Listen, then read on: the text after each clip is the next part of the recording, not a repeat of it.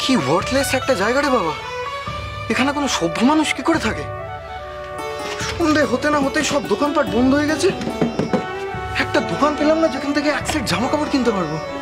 বাবা, তাহলে আমি রাতে কি পরবো? কি পরবে মানে? সেটা এখানে আসার আগে তোমার ভাবা উচিত ছিল। এখন যেটা পরে আছো সেটাই পরে থাকবে। এই সারাদিনে ধুলোবালি এটা পরে থাকবো? হ্যাঁ, এই ধুলোবালি নিয়ে থাকতে হবে। তাহলে যদি তোমার শিক্ষা হয় যে কোনো কাজ করার আগে দুবার ভাবতে হয়। কাল সকালের আগে কোনো ব্যবস্থা করা যাবে না। আর শোনো, বহু কষ্টেই রাতের খাবারটা জোগাড় করেছি, এসো বসে কেন, এসো।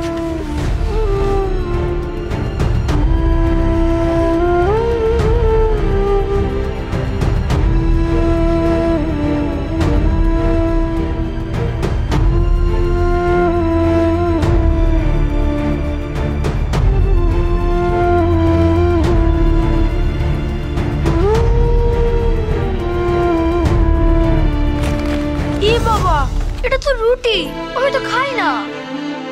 একেবারে নবাব পুত্তুর, খাই না আবার কি কথা? অনেক কষ্ট করে রুটিটা জোগাড় করে এনেছি, এখন এটাই খেতে হবে, খাও। রুটি জোগাড় করতেও কষ্ট? হ্যাঁ, একটা হোটেল পর্যন্ত নেই।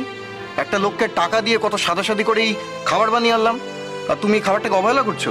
আমি অবহেলা কোথায় করলাম? আমি তো এমনি রুটি খাই না। আরে রুটি খাও না তো কি হয়েছে, আজকে খেতে হবে। আর যদি না খাও তাহলে সারা রাত পেটে কিল মেরে শুয়ে থেকো।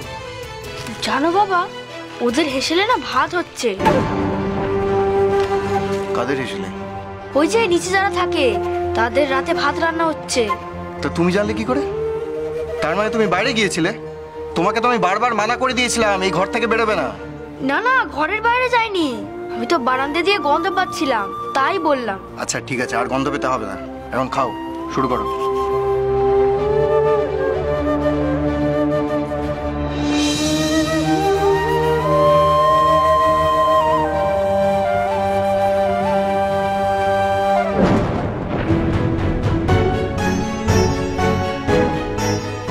কি করলে তুমি?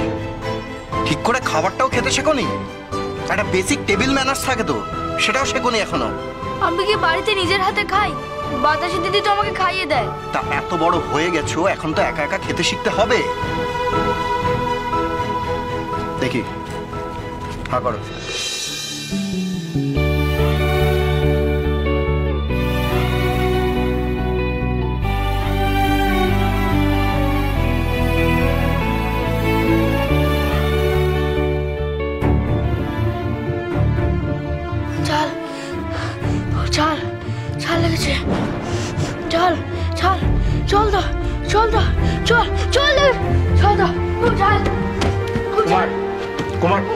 কুমার শোনো,